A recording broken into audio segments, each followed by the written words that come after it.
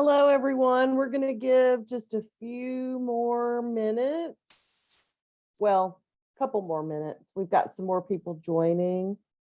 So if you'll just bear with us, a little bit of patience.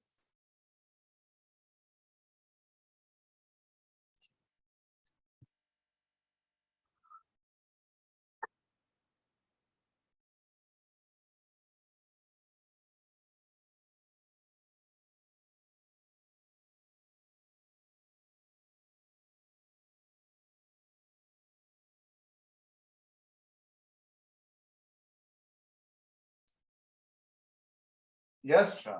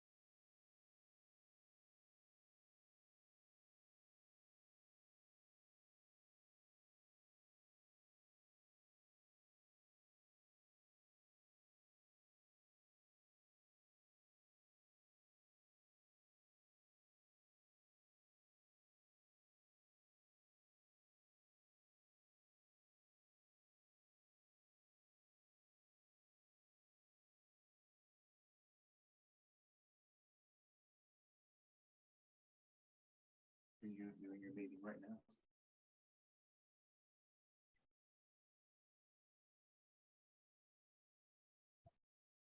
Can Ruby into the dishwasher?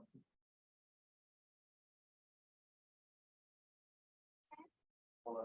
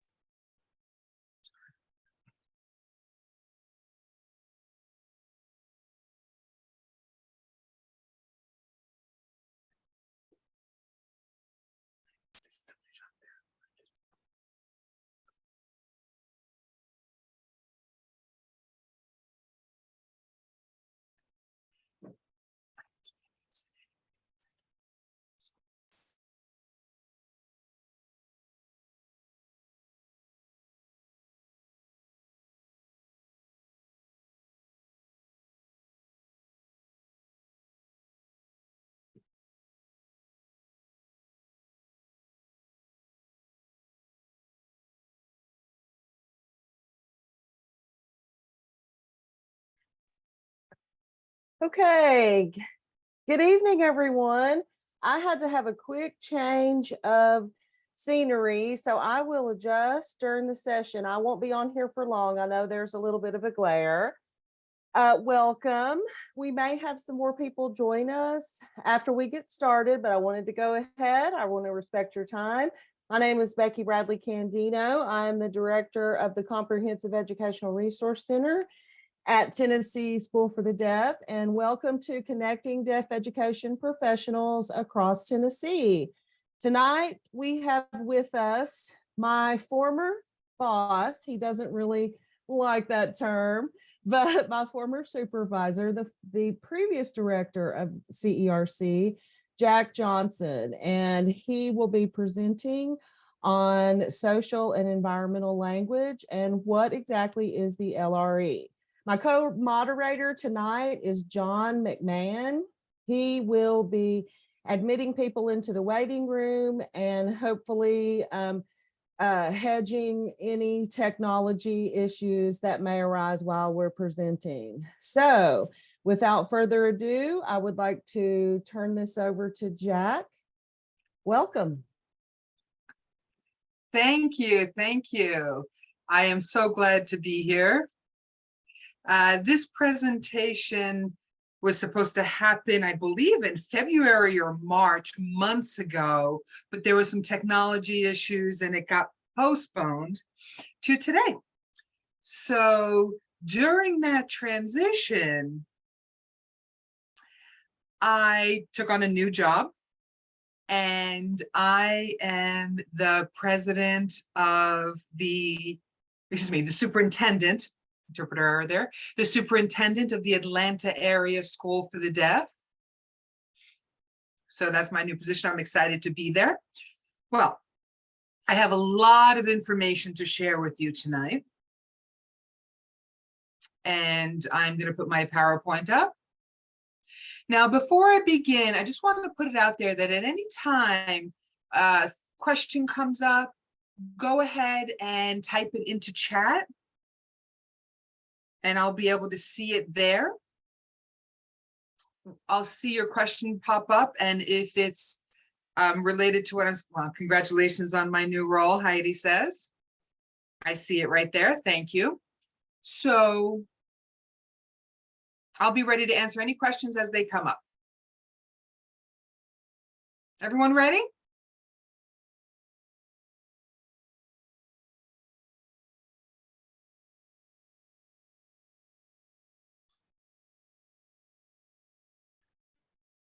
I'm sorry, I just wanted to let all of our participants know that this webinar is being recorded, just in case.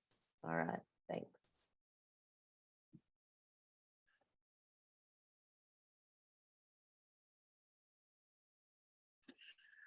I have many, many, many slides to go through here. And I did send some notes to Becky. I did send the notes to Becky. And then after this presentation, or even during the presentation, Becky can disseminate the PowerPoints. It's up to you when you want to do it, Becky. Okay.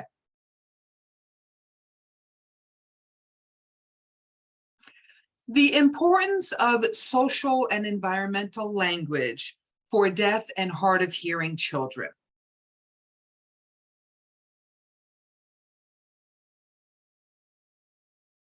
I'm hearing the interpreter, it's confusing me.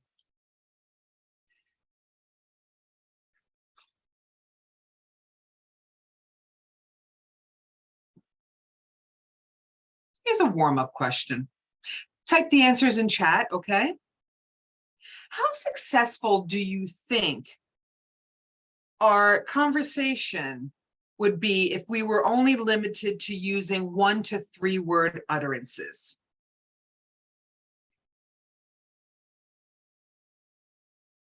Whether it's signing or speaking. If we were having an interactive conversation, how effective do you think that conversation would be? Do you think it would go well? Do you think we'd have an easy time communicating? Or do you think it would be difficult and we'd have some struggles in that communication? Your thoughts?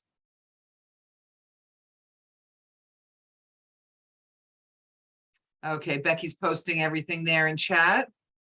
Yes, the conversation would be limited. It would be a struggle. It would be frustrating. Yes, definitely. Many deaf and hard of hearing children are the only one in the family who is deaf.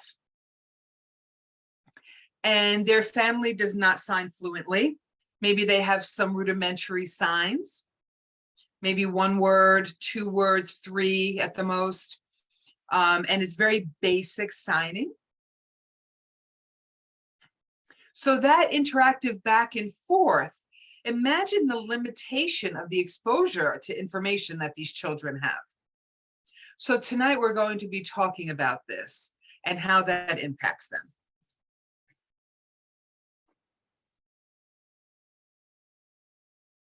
So the objectives, there are 4 for this evening. To give you an understanding of special education related to deaf and hard of hearing children. And there'll be a brief history of deaf education with their various communication approaches. and talk about the differences between communication and language. And then that will lead to the fourth objective, which is language deprivation.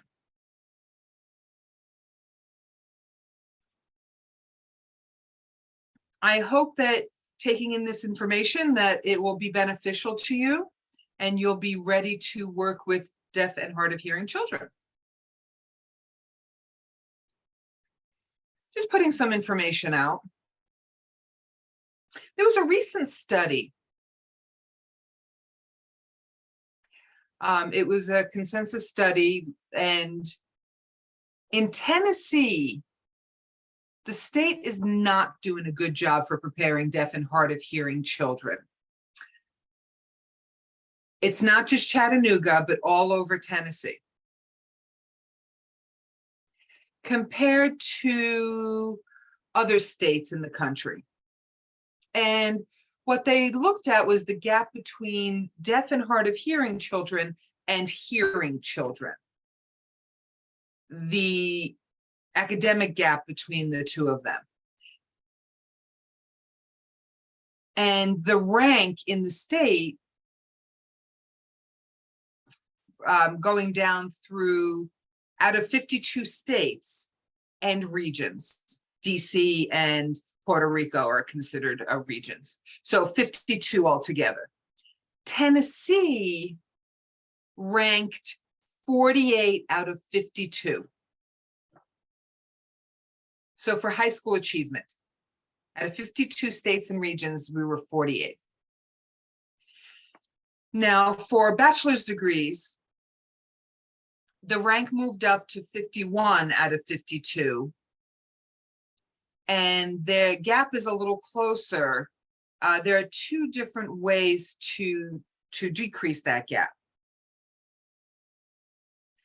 You can pull some students up, or some students maybe have gotten worse. So there's two different ways to close the gap. In Tennessee, typically, there are fewer students that go to college compared to other states. So that's where the gap is. As far as employment, full-time employment, that's 48 out of 52. So the study shows the overall situation in Tennessee, and something is not working with deaf education in the state. So we're going to be looking at how we can improve or close this gap for deaf education.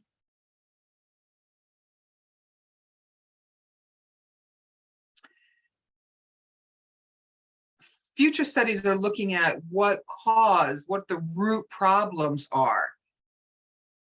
And it really is language deprivation. That's why children are behind and there's such a gap.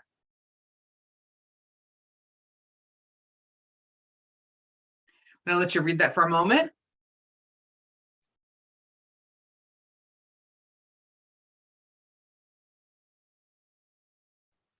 Deaf people all over the world are the only group in the entire world that struggle with language deprivation. No other groups of people experience the same predictive and pervasive gap of foundational language that impacts all areas of their lives.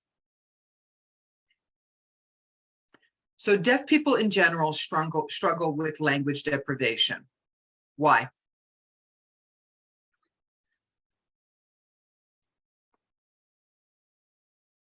Here's a brief video.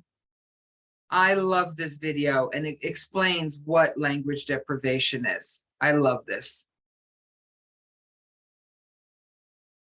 Niall, oh gosh, I forgot his name. Niall DeMarco. This is his foundation. They've made this video. It's about 2 minutes.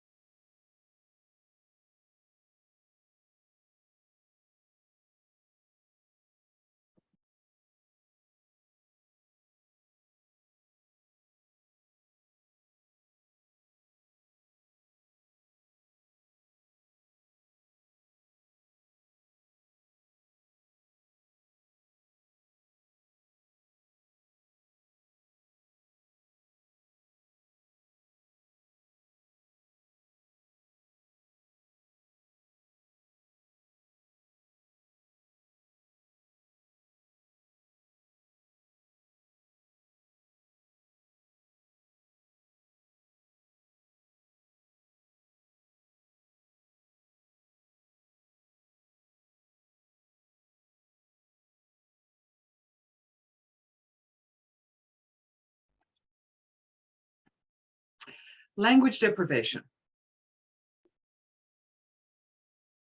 I hope you enjoyed watching that video. You can share that with family. You can share that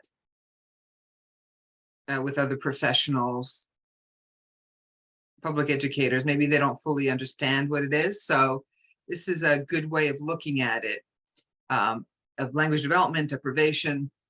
So language deprivation, as far as what it looks like, I'm deaf, hard of hearing, and I have a lot of interactions with deaf adults. And I notice that many are language deprived in their typical characteristics. When I look at language deprivation, I realize that I myself did have some language deprivation. Wow. And what does it mean? With language deprivation syndrome, there's typically a struggle with time, with concepts of tomorrow, next week, last week, what happened last year. There's a struggle with a full concept of time and what that means. And cause and effect.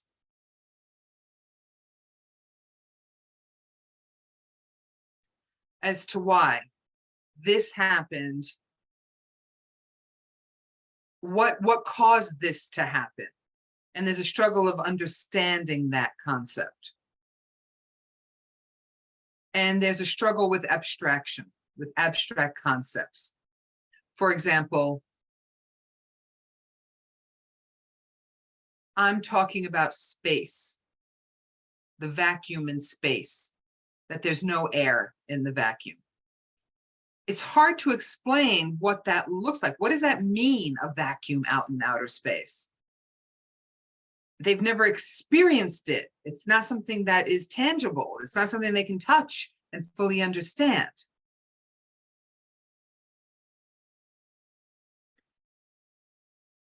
With abstract concepts, for right now, the interpreter is in a room somewhere out there. And it may be hard to understand that the interpreter is actually remote in a different location. So people with language deprivation syndrome typically struggle with learning, general learning concepts. Their knowledge of the world is decreased. So most people who can hear do not learn things in school. It's not directly taught to them. There is information from incidental learning.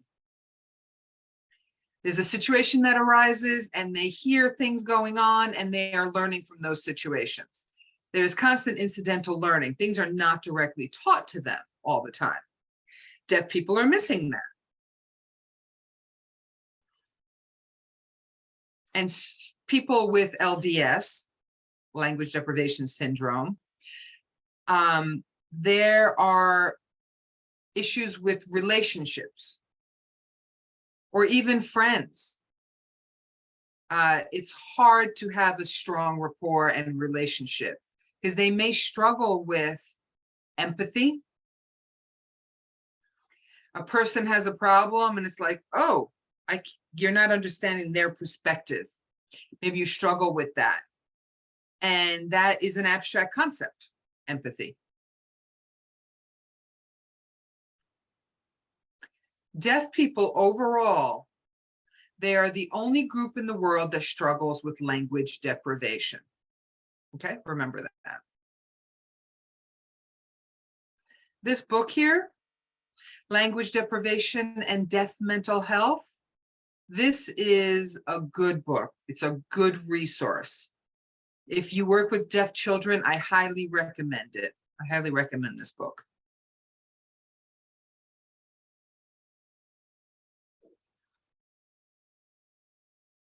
Many people think that language deprivation It typically happens to the deaf.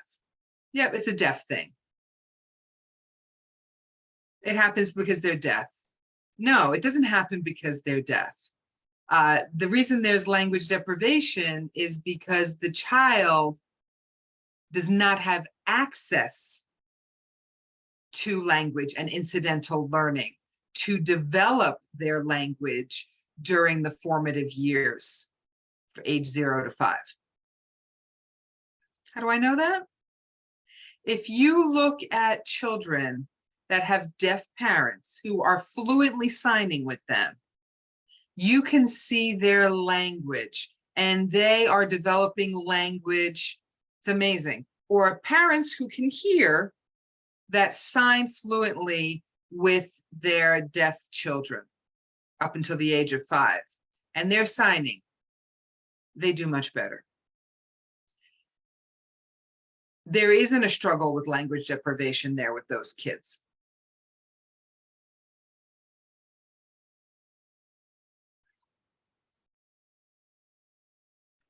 In special education, in Tennessee, there are 16 categories. And we're going to be talking about 2 of them: deafness and hearing impairment. Deaf-blind is part of it, but we're not going to be focusing on that tonight.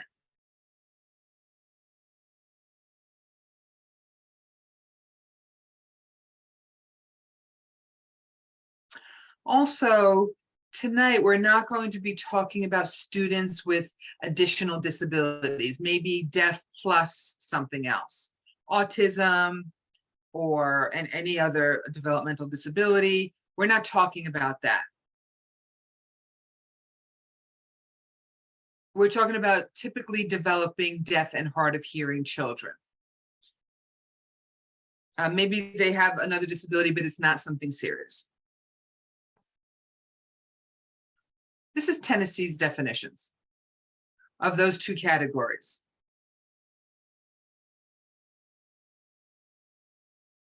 I'm not going to go into detail, but the point is, what is the difference between the 2, between hearing impaired and deaf?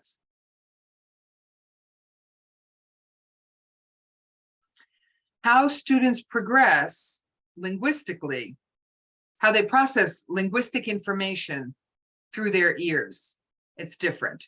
So with the hearing impaired, it means that there are some receptive hearing skills with the hearing aid, with cochlear implants, with a lot of support, or whatever the case may be. They can develop some receptive hearing and some language as a result and process their language by hearing it. Maybe they can speak, and there's access to that, auditory and speech. As far as deafness, it doesn't matter if they have assistive listening devices or have support, they struggle with receptive auditory information. Maybe they hear something, but they don't fully understand it. They don't understand the word or the sentence. There's noise there, but it's not understanding the language. If they struggle with language and receptively can't get it, then it's deafness. It doesn't matter if they were growing up hearing and then they lost their hearing and they're implanted or have hearing aids. They have language development, but they don't have the hearing, so they're deaf.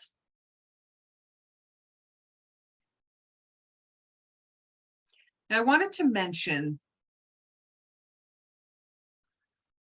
many parents are afraid of the word deaf. Maybe their child truly should be labeled deaf, but during the IEP meeting, they say, I don't like that term. I prefer hearing impaired. I encourage you to look at the definitions of hearing impaired and deafness. You have to choose the one that fits that child. Are they deaf or are they hearing impaired?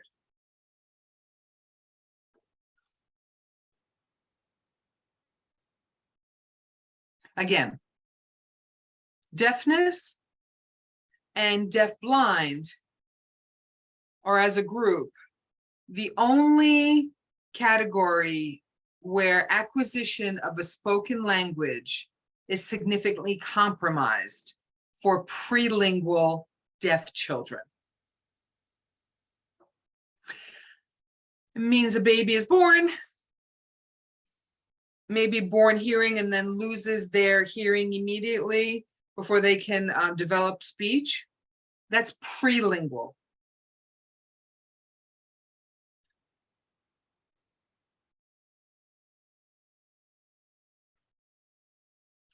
It is important that in the IEP, the various factors to consider related to IEP development. Every IEP, every teacher in Tennessee needs to consider these things related to language and communication needs of the deaf and hard of hearing student. When developing their educational program, so notice here, I want to emphasize providing direct communication, providing direct teaching to the student, and having a linguistic communication approach. This needs to be discussed, thought about, for the least restrictive environment, LRE, for the child. Those questions tend to be looked at and talked about, just touching on them during the IEP meeting. I suggest you don't just touch upon them. If the child is deaf or hard of hearing, look at each category and make sure you are fully answering and meeting that child's needs. Okay. Communication versus language. There's a difference.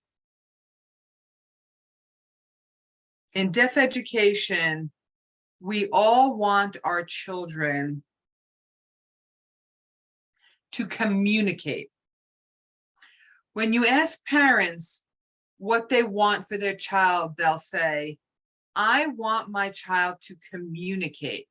That's typically the answer. We often see that.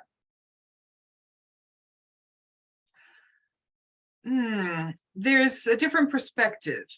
What they really want is they want their child to develop language. So I want you to understand the difference between communication and language.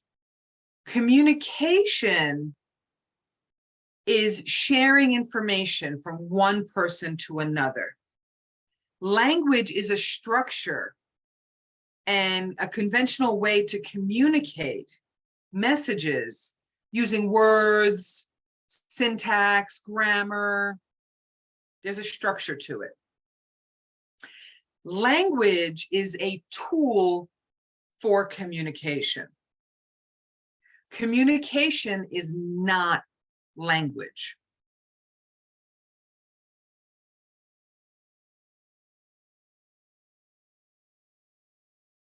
So what I just did, I just communicated. I just showed you I'm cold.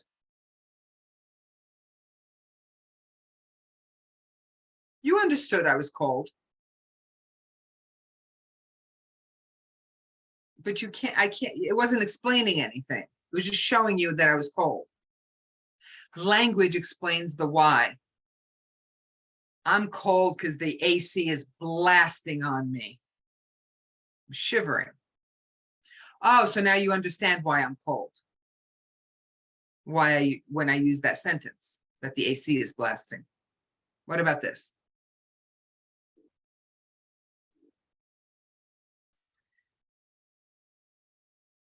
Child goes to the doctor's office and does this. Okay, so the doctor understands that something hurts in their belly.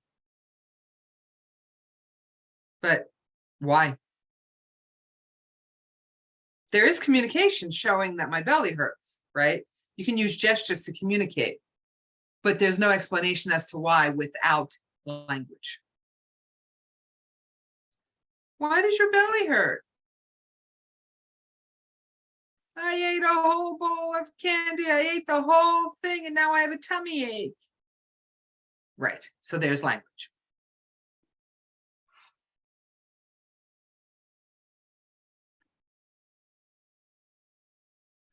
FAPE, that famous acronym. All special educators, staff are aware of FAPE. Free, appropriate public education. I went into some detail there, but I'm not going to go into it right now.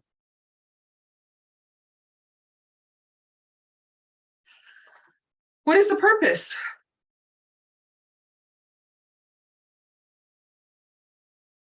It's to make a level playing field for children with disabilities and having access to education for general education.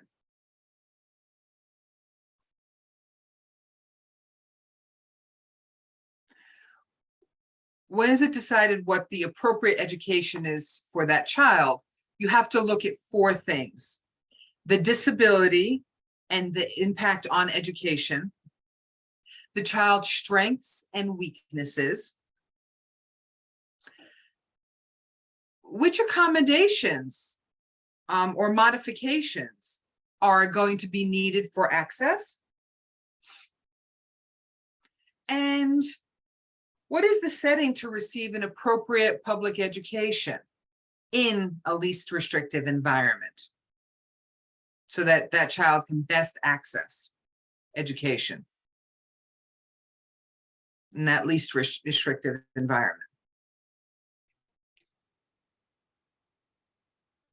My favorite is the next slide. Least restrictive environment, LRE, oh my God. There's a long paragraph here. There's a long explanation of least restrictive environment. The next slides will discuss why LREs are important so that we have a common understanding. We're on the same page about what it means. First,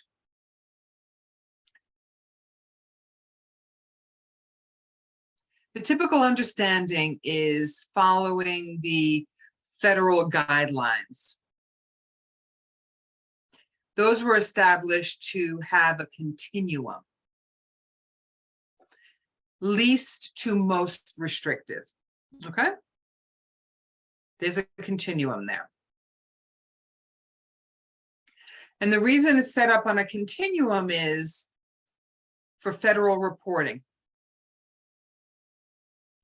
Least restrictive is related to general education. And then most restrictive is typically a hospital. A residential school, a dorm would be right before that, like the Tennessee School for the Deaf. That's more restrictive compared to the public education, where it's least restrictive. So reporting the numbers to the federal government, that's the continuum you would use. But that continuum, that all deaf children must go to the least restrictive, meaning public school first, that's where they need to go first, that actually causes problems. And I'll explain why.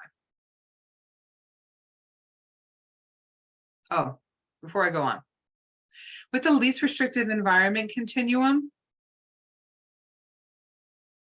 it's an arbitrary decision.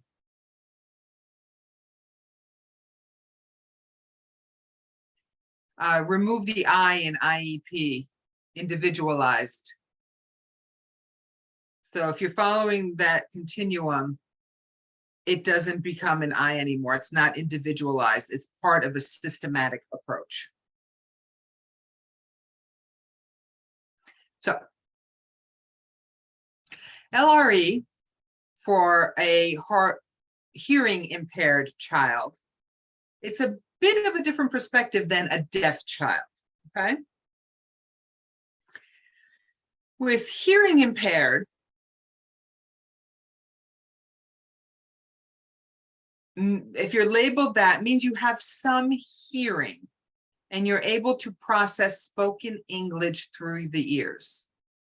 You hear it and you understand it. Maybe you have assistive listening device like an FM or a hearing aid or a cochlear implant, whatever it may be. There is hearing and understanding of what you're hearing. With deaf, there is not hearing or understanding. You could maybe hear sounds, but you are not hearing and understanding language, okay? And even with assistive listening devices, it doesn't work. So that child is deaf. So we have two different categories. Now, a student with the hearing impairment, with that label, the least restrictive environment could be a public education, a general education with some supports as needed. That could be acceptable. They interact with hearing peers and they're able to function within that environment, develop language, compared to typically developing children. It's all well. There may be some struggles, but it's an acceptable situation. Now, for the deaf child, the one who is under deafness, there's limited access to communication. There's an interpreter, but the amount of information is only coming through the interpreter. As far as socializing with other students the same age with their peers, it looks different for a deaf in general ed than hearing impaired. So if a child, kids are kids, they play and they talk and giggles and a lot of chatter going on. If an adult comes over, they're quiet, right? They don't really say anything. They're like, okay, because there's an adult there. Now, if the adult is an interpreter with that deaf child, then the other students tend to not act naturally. They stop being kids because there's an authority figure there. There's an adult. So that impacts the development of social interaction for the deaf child.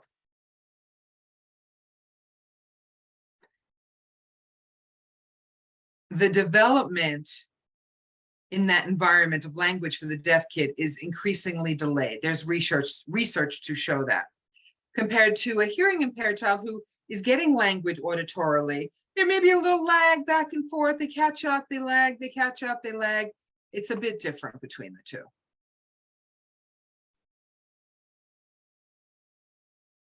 Students that are deaf typically have difficulty accessing the general education learning environment because they miss so much incidental learning. Now, as hearing people, when you go to a group event, you go to a conference, anywhere, family gathering where there's a lot of people, you're having a direct conversation, but at the same time, there is incidental chatter happening that you're picking up on. And you pick this up while you're having a conversation with somebody else, right? Sometimes you're drawn into a side conversation. That incidental learning is you're picking up that stuff that you're not intending on hearing, but you're hearing it because you're in the same room. It's not direct teaching, but you're picking it up. A deaf child is missing that. Even hard of hearing are missing that. I'm hard of hearing, very hard of hearing, so to speak. I still miss. I hear noise. I hear people are talking. I don't understand what they're saying.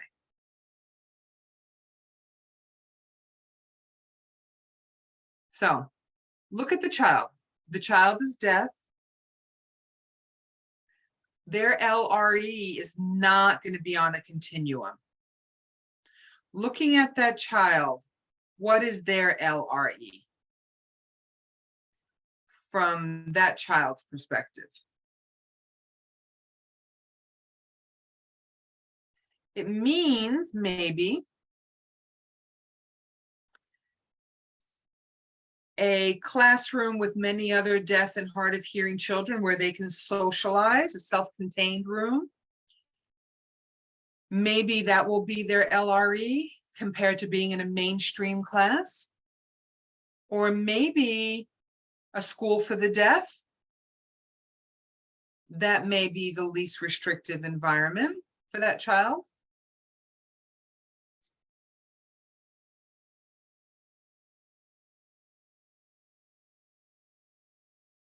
Third perspective on LRE. This is talked about in deaf education. Not officially, but supporting that deaf child, the LRE represents language rich environment. We're looking at the child as far as where is there a language rich environment for that child. Hard of hearing can hear language with a lot of support, let's say, that's fine. But deaf cannot hear language, and language is impacted. There's not language to access, spoken language. So maybe sign language would be language rich environment for them. ASL. That's my opinion. I think it's better. ASL is a bona fide language compared to total communication or SimComming, signing exact English. That's not a full language. I'm jumping ahead of myself though. Hold on.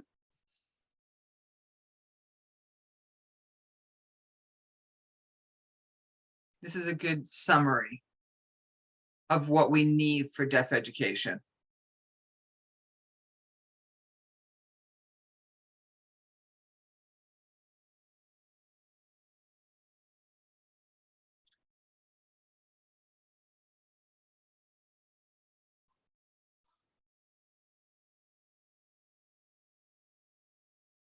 That summarizes what I was just talking about language and language-rich environment.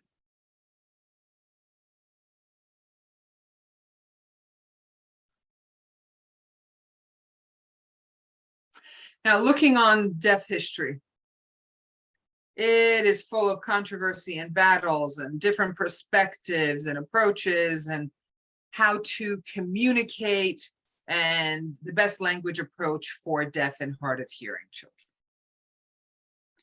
That has been ongoing since the 1800s, okay? And it still happens today. Just to let you know, we're in 2022, still going on. Okay. There's been discussion, and I'm mentioning 6 approaches for communication language development. I'm not going to go into depth about each one. Listening and spoken language. That tends to be with hearing impaired students. They benefit from it. Cued speech.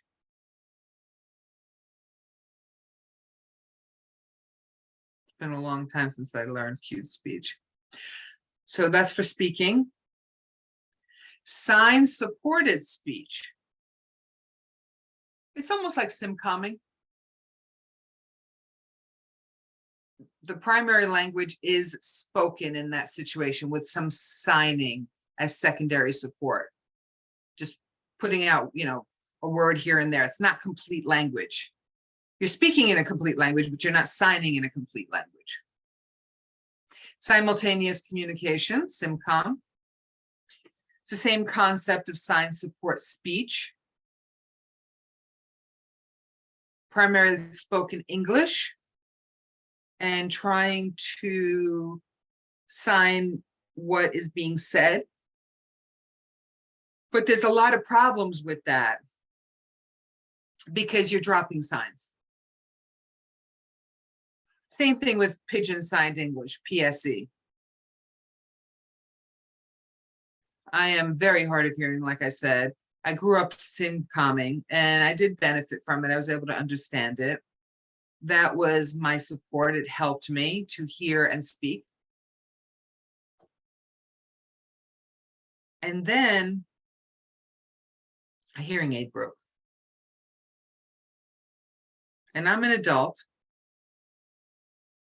in a SimCom situation. I don't have the hearing aid. And then with SimComming, I was like, oh my God, I struggled to understand what the message was. It was shocking to me. And then I realized maybe students with hearing aids could understand some language and benefit from SimCom, but a deaf child, no, there's no benefit there. They miss. I struggled with it, and I already had complete language development, and I struggled with it because I didn't have my hearing. So just some food for thought there. Signed English, simultaneous communication, sign supported speech, and pigeon signed English, PSE, are not recommended for infants and toddlers developing language because they are not complete languages. Putting that out there. This is research-based.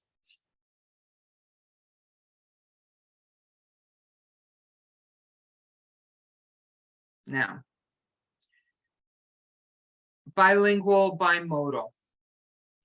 Being able to sign ASL, completely a language, and writing in English. That's a complete language as well. It's not overlapping the two. It's either ASL or written English or spoken English even, but they're separate. It's the bi approach, bilingual, bimodal.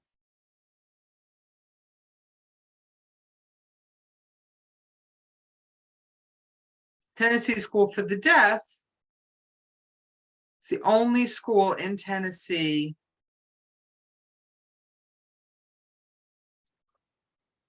there are 3 campuses. There's Knoxville, Nashville, and then the Western School there. Those are all under Tennessee School for the Deaf. All 3 of those schools have a full bilingual program.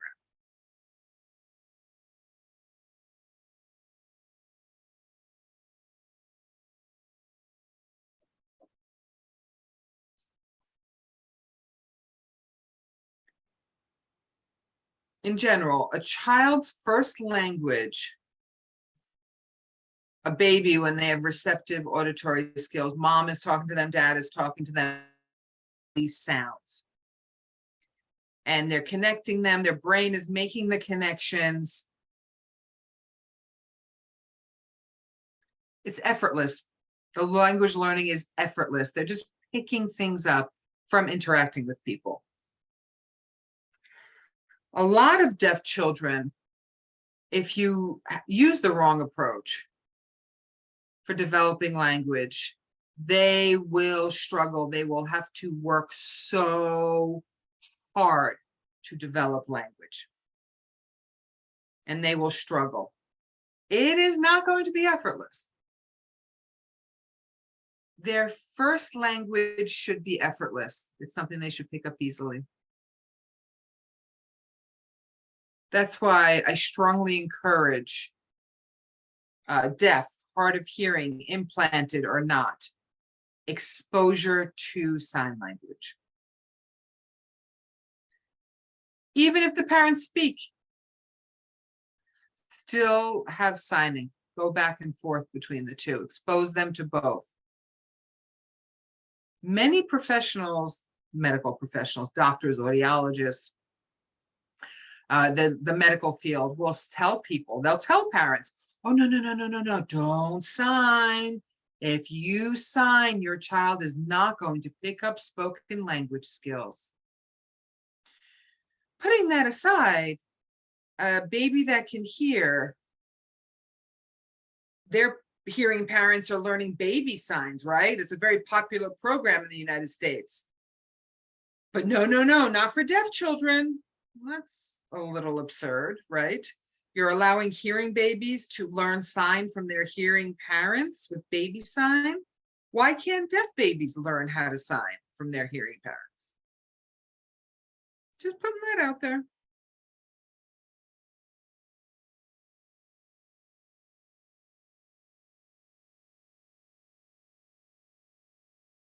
I want to go back to this, to young children. They go into school and they haven't fully developed language. They're still learning, they're working at it. And they're put in speech therapy, they're with an audiologist, and there's a lot of support and exposure. And then recess time, they're pulled out, they're not enjoying any extracurriculars, and they're struggling and they're working hard at acquiring language. I grew up that way. I had a lot of speech therapy, a lot of auditory therapy. There was a lot of work. I remember I missed recess time because I had to go to speech, or I missed gym class because I had to go to speech. So I remember these things. Looking back on it, you know, that scarred me. Oh, I'm just kidding, but.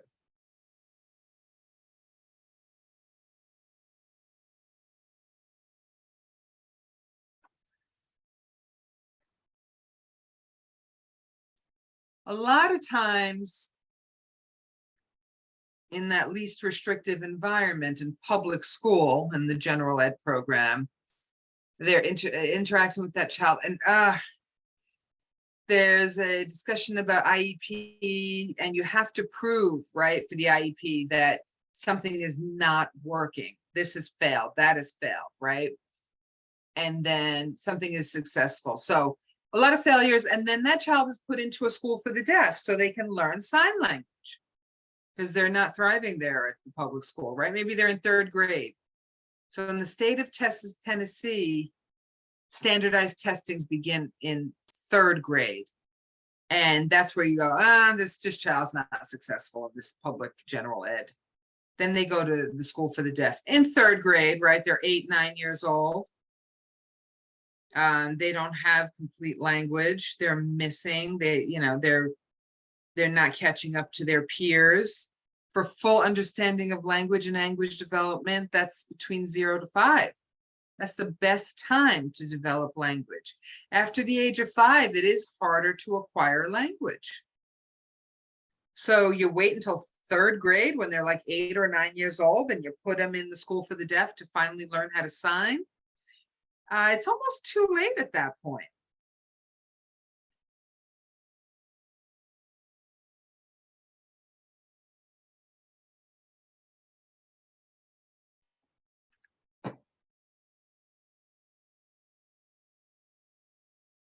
Okay. Yes, I'm sorry, Jack. I just wanted to interject here and say something that as a teacher of the deaf and hard of hearing since 1999 was when I started my career. It's something that I've always known, but oftentimes it helps to find things in writing or someone who has really summarized things concisely. And something that is important to know about curriculum is that curriculum is written with the understanding that the children who are participating in curriculum have had unfettered access since birth to auditory language. And so they arrive at 3rd grade, to use Jack's example, and it's understood that they have had 8 to 9 years of unfettered auditory access. But for our deaf and hard of hearing children, that's not the case. So trying to get them to succeed in an oral program with curriculum that is not written with a deaf or hard of hearing child in mind who has experienced language deprivation, as Jack said, not all do, but we are setting them up for a struggle, for lifelong frustrations. So I wanted to, like Jack said, put that out there and just give everybody some language to talk about how the student's disability affects their progress in the general curriculum. That is a statement on the IEP. And as the IEP team members, that is how deafness or hearing impairment, I know that those categories, that language typically is not one we like, but those categories, how that disability affects a student's progress in the general curriculum is that curriculum is written for students who have not experienced language deprivation. And on that note, I will turn it back over to Jack. Exactly right, Becky. Now, if you look at the kindergarten curriculum, it is based on that child having language already. And then connecting the print to what language they already should know. Cat. Yep, this is the thing with the ears and the whiskers and the tail. That's a cat. But they haven't seen the word cat, right? So the teacher says, oh, that thing, that is a CAT. Now the deaf child maybe doesn't hear cat or understand cat. So they're picturing a cat and they see the word, but they don't fully understand the reason for that printed word. Why is there a printed word for that thing? Hearing children hear cat, and then the print is connected to that cat. Oh, that's CAT. A deaf child does not. So Becky, yeah, thanks for clarifying that. So what is the goal for the deaf and hard of hearing children? The main goal is if you want them to learn to hear and speak and articulate words, they will only learn to communicate orally. They may struggle and not fully develop language and have that L1, that foundational language. Remember, the first language is needed and it should be effortless. You should just acquire it incidentally. You should not struggle with acquiring your first language. That is not the best approach.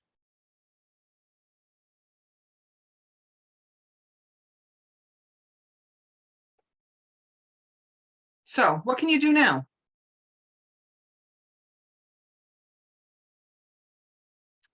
Teachers and parents, the best advocates for their children are the parents.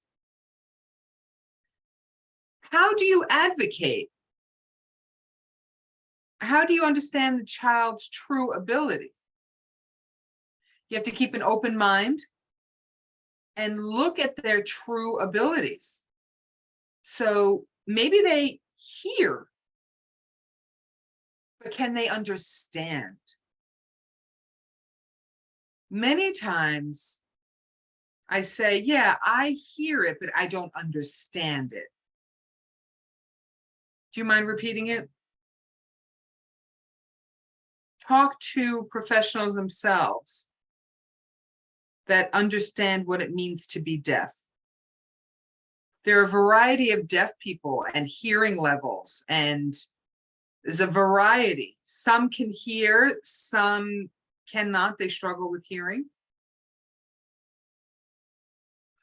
I had a friend who looked at their audiogram, and his hearing was better than mine. Looking at the audiogram, with hearing aids on, his hearing was so much better, but he struggled to understand spoken language. The teacher would speak to him, it would go over his head. He would not get it. And he had better hearing than me. I typically understood better than him, even though my hearing was not as good as his. I always thought that I could hear better, but then we looked at the audiograms and I was like, oh, your hearing is actually better than mine. And I later realized that my learning style is auditorily based. That's how I learn best. That's how my brain is wired, to process sounds a little differently than the way my friend does. He's more of a visual learner and kinesthetic learner. So it's different.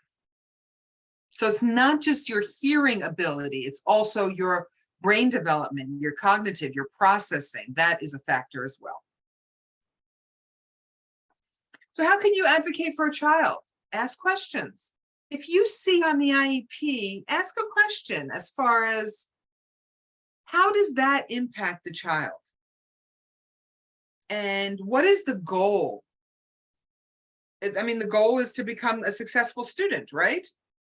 And to go out in the real world and be a contributing member of society, right? That's the goal after they graduate high school. So how do you achieve that goal? How do you get there?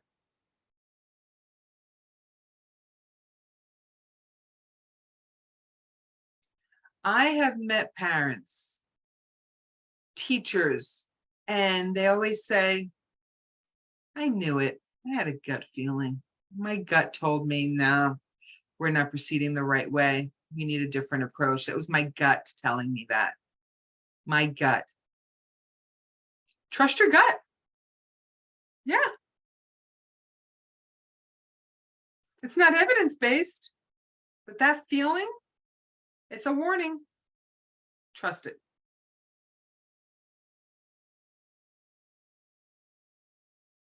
Monitor your child's acquisition and development, their progress. Look at the milestones. You know, there are milestones, you know, of when a child reads, and there's a progression of how you learn to read. You go through certain steps. A lot of educators know that in kindergarten through third grade, reading typically, you're learning to read between kindergarten and third grade, learning how to read. And then there's a third grade hump. You get over that hump, and then you're reading to learn. First, you're learning to read, then you're reading to learn. So there are various milestones that kids are supposed to be hitting. But if a child is struggling through those milestones, maybe the approach is ineffective. Language development is not happening. If you have a concern about language development, do something about it. Do not wait until the IEP meeting to discuss it. If you feel something is off, something's wrong, you can call an IEP or reevaluation, an IEP meeting at any time. The earlier that you approach that concern, the better for that child's development.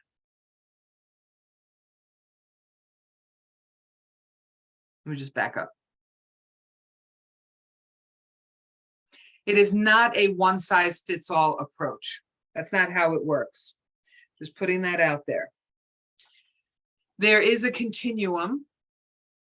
Least restrictive environment tends to be general education in a public school, but not for deaf kids, not only. It may be appropriate for a student with an intellectual disability to put them there first and see what they can do with support. For a deaf child, that is not the first option. Maybe the better option is somewhere else along the continuum. Not all children have to start at that least restrictive environment being general education in a public school. It's not one size fits all approach. That is not effective for all children.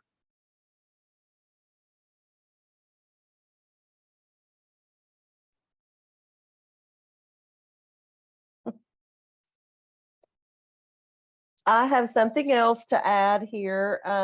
Currently, and just within the last month, I have become the director of the Comprehensive Educational Resource Center. But many of you know that I was the statewide school support coordinator for the past 4 years. And something that I learned, again, these are things that you know intuitively, but it's important to have the language to communicate them, is that direct instruction is preferable. first and foremost over any other type of instruction. And interpreted education may not be appropriate for all deaf children. They may not respond academically, or they may not get the growth or move forward that they need. So I think that that's another important point to bring out, is that direct instruction in the child's preferred mode of communication is preferable along any discussion. And even an interpreted education needs to be closely monitored to make sure that the child is responding appropriately and moving forward in their education. So just wanted to share that. Thank you.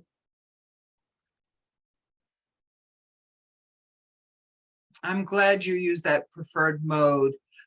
So the child that has one approach, that's maybe not their preferred per se, because they don't know about other approaches. So it's the approach that's been used, but if you don't know about other approaches, then you can't choose a different one. So thank you for that, Becky. So advocating for your deaf and hard of hearing students. As educators, it is imperative for you to understand this approach for least restrictive environment, to make sure that having access to free and appropriate education. So look at the child, and how does the child engage with the classroom instruction? I'm going to tell you a story.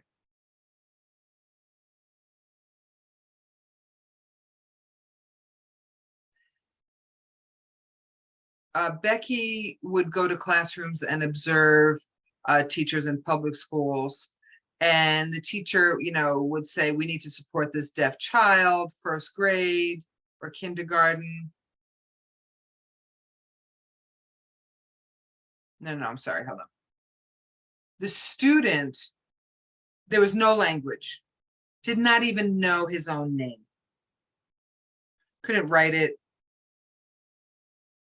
but was well behaved, would look around and copy other students as to what they were doing.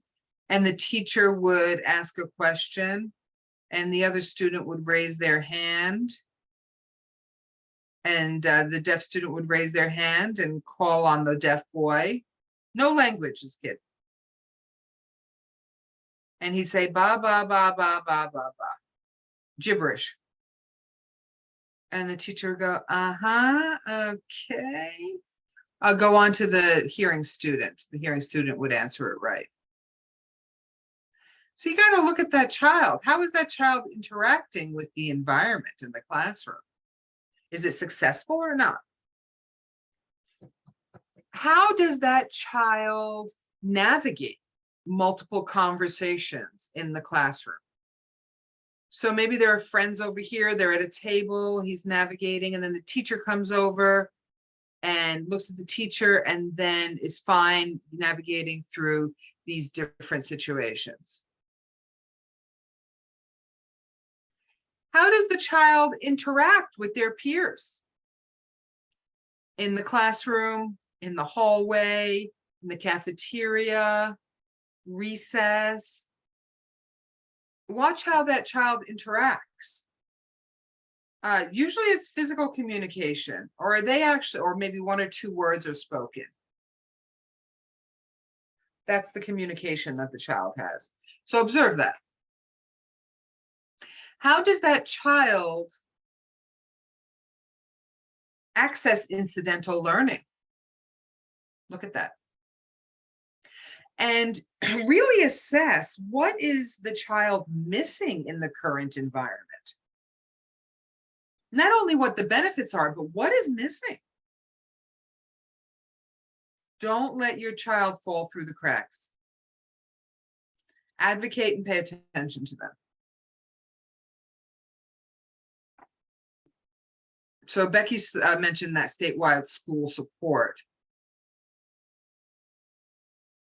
In Tennessee, there is the statewide school support to support any school system that has deaf and hard of hearing children. So use that opportunity. So the collaboration between SWSS, School-Wide Support Services, and the school district, that will help reverse the dismissal outcomes. And there'll be better outcomes for children, deaf and hard of hearing children in the state of Tennessee. Our deaf and hard of hearing children deserve to have equal access and opportunity and success, just like their hearing counterparts. Thank you, thank you, thank you. There's 15 minutes left for questions. And you can, okay. Just bear with me one moment. Okay, yes, you can come up on video if you wish. I just want to say thank you, Jack. That was fantastic. It is a lot of information, and it is important when we communicate that information to people who are unfamiliar with the nature of the educational implications of deafness and hard of hearing students. It's important that when we choose our language, we choose it carefully as professionals. So that was something that whenever I would go out to a school, if someone had contacted us for support, I knew that they were already in a vulnerable position. And so when I would go to consult, I would make sure that I chose my words carefully, and I didn't just go and attack and say, well, why aren't you doing all of this? Because the schools already know that they're not doing maybe what they need to do, or they just want to make sure, or, there's always room for discussion. And I would like to say that oftentimes the schools realize, and the parents are on board, and the student who's not getting what they need, they're able to change placement and get what they need. But sometimes it's more of a process. And unfortunately, the person who is being impacted the most is the young child. And so it's important that we all work together to make sure that the students get what they need, the professionals and the families and the community. So I will stop chatting. I want to say who has a question. We've got Heidi. I'm going to close my video and I'm going to let Jack field the questions. Thanks, everyone. Becky, go ahead and share my presentation. You can send that to everyone here in the group. The same thing I'd sent to the interpreter, that script.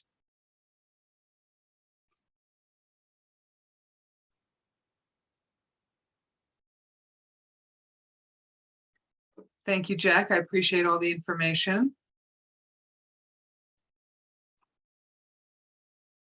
It's important information to talk about the word choices. Thanks for adding that.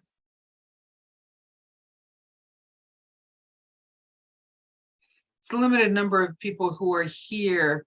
Do you mind, with the short time that's left, introduce who's here and what their role and responsibility is, so that we have an idea of who we're serving with this kind of webinar?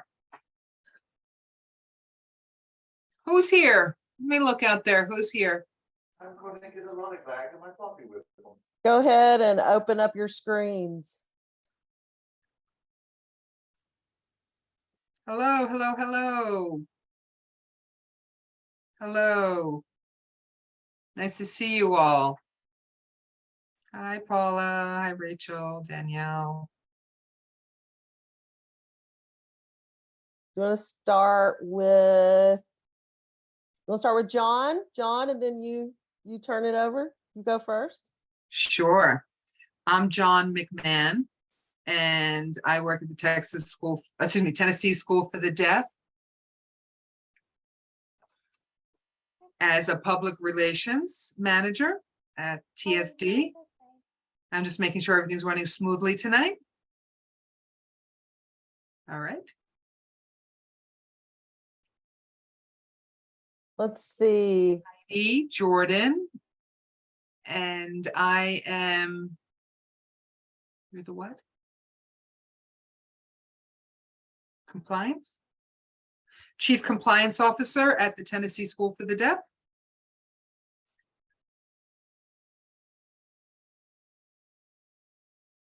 And I'm Jack Johnson. I was the director of the Education Resource Center at the Tennessee School for the Deaf. And I became the superintendent at the Atlanta School District. Excuse me, School for the Deaf, Atlanta School for the Deaf.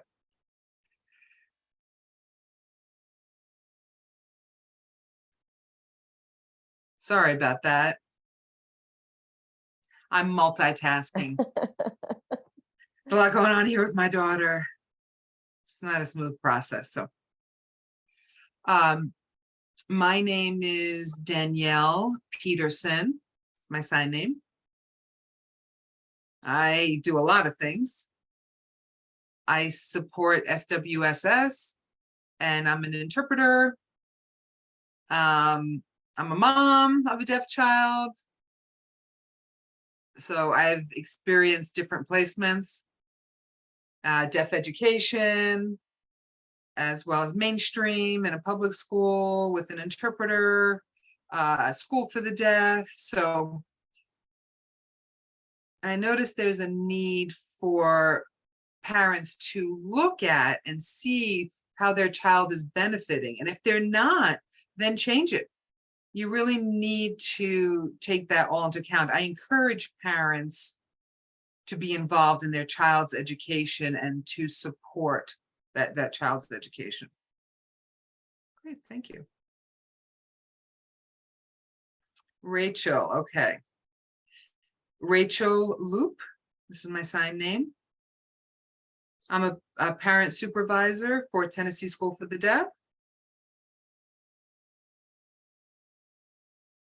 I work with all ages from 3 to 22, and boys, girls, and trying to help expose students to language outside of school.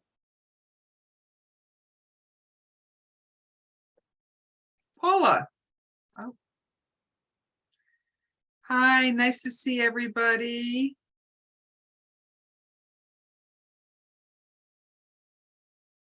I work in Seaverville.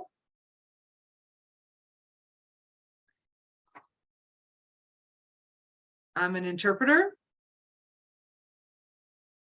I work with young children, a young child right now. Interpreting, but also helping learn some sign language. The parents finally are saying, I think he needs sign. I think he needs to learn sign. Yeah. So the boy is now making connections with learning to speak and what things mean and understanding, you know, like this means cat and understanding that. So finally.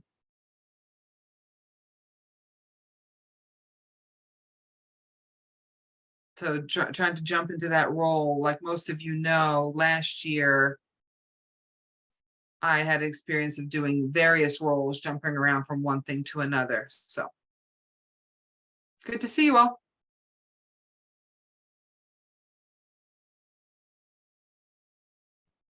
Oh, it's nice to know who everyone is. Yes, thank you so much. some minor administrative clerical here at the end. If you would like a certificate of participation, please email me at b.candino. It's in the registration information, how to contact me, and I will send you a certificate. Please mark your calendars next month, October 20th.